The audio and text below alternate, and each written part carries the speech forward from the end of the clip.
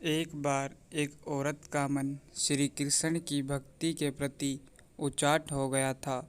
वह श्री कृष्ण की परम भक्त थी, दिन रात उनके नाम का सिमरन करती थी। लेकिन एक दिन उसका 8 से 10 साल का बेटा घर की छत से आंगन में गिर पड़ा।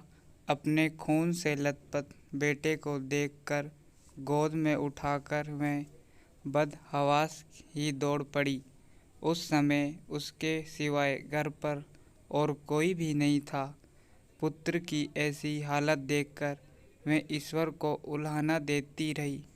दिन रात तुम्हारा नाम जपती हूँ, फिर कहना मेरे पुत्र को ऐसा कष्ट क्यों दिया। इसी उधेड़बुन में डॉक्टर साहब का क्लिनिक आ गया। डॉक्टर साहब ने उसका इलाज किया और कहने लगे कि आपके पुत्र को कोई गहरा घाव नहीं हुआ, यह घाव भी कुछ दिन में ठीक हो जाएगा, और उसे दवाई दे दी। लेकिन एक माँ का हृदय बार बार उस दृश्य को स्मरण कर सिहर जाता। इसलिए एक माँ का मन ईश्वर की शक्ति को चुनौती दे रहा था कि मेरे बेटे के साथ उन्होंने ऐसा क्यों किया, जबकि मैं तो दिन रात श्री कृष्ण के नाम का सिमरन करती हूँ। उसे समझ नहीं आ रहा था कि अब वह उसकी सत्ता पर कैसे विश्वास करे। श्री कृष्ण की लीला देखिए। उसी दिन टीवी पर किसी महात्मा के प्रवचन आ रहे थे कि ईश्वर किसी पर आने वाले कष्ट को रोक नहीं सकते, लेकिन उसके नाम सिमरन से ईश्वर तुमको इतनी शक्ति प्रदान करते हैं कि तुम आसानी से उस संकट से उभर जाओगे। ईश्वर तुम्हारे मार्ग को सरल कर देते हैं, इसलिए नाम सिमरन करते रहना चाहिए।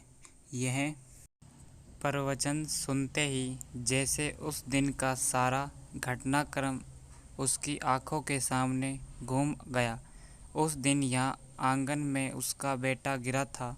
वहाँ पाइप एक दिन पहले ही हटाई गई थी। यह सोचकर उसका मन सिहर गया कि अगर पाइप यहीं पर पड़ी होती तो बेटे को ज़्यादा चोट लग सकती थी। इसी उधेड़बुन में उसका हाथ पेट पर गया तो उसे स्मरण हो आया कि अभी कुछ दिन पहले तो मेरे पेट का ऑपरेशन हुआ था। मैं तो एक बाल्टी नहीं उठा सकती थी, लेकिन 20 से 22 किलो के बेटे को गोद में उठाकर आधा पौने किलोमीटर दौड़कर डॉक्टर के क्लिनिक तक कैसे गई।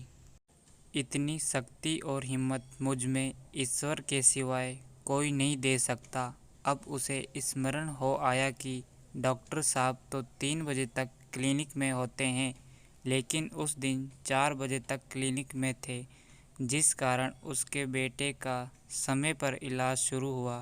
क्या पता किसी ईश्वरीय शक्ति ने ही उन्हें रोक कर रखा हो। इस सारे घटनाक्रम को याद कर उनके मन के सारे संशय दूर हो गए और जल्दी से घर के मंदिर में जाकर श्री कृष्ण को प्रणाम किया और कहने लगी कि कान्हा, मेरे पुत्र की रक्षा करने के लिए तेरा शुक्रिया। और फिर से श्री कृष्ण के नाम का जाप करने लगी।